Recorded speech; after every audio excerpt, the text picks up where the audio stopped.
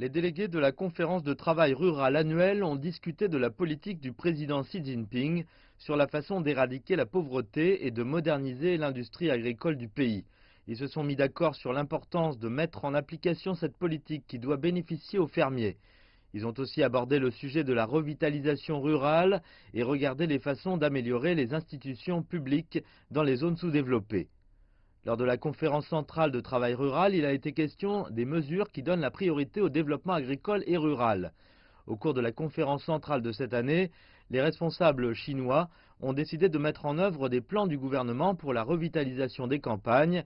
Des améliorations sont nécessaires dans de multiples domaines, comme le soutien aux talents, le développement de l'industrie, la gestion de l'utilisation des terres, les garanties pour des investissements stables et la création d'un cadre de vie plaisant.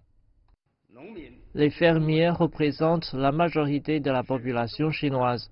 En tant que fondation solide de la nation, ils ont fait des contributions significatives durant la révolution, le développement et la réforme de la Chine. Les conditions rurales de la Chine reflètent le développement économique et social de la Chine dans son ensemble. Mais c'est aussi dans les campagnes que la croissance n'est pas assez équilibrée ni suffisante.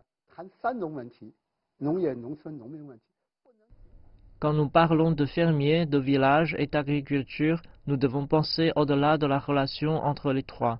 Nous devons adopter une perspective plus large. Nous devons considérer la distribution des revenus nationaux, de l'administration publique et des mécanismes de gouvernance. La Chine s'est imposée à elle-même de sortir 10 millions de personnes supplémentaires de la pauvreté en 2019. C'est le nombre qui a bénéficié de cette politique cette année. Les responsables disent que des efforts doivent aussi être faits pour donner un coup de fouet aux capacités d'autodéveloppement des personnes pauvres en milieu rural.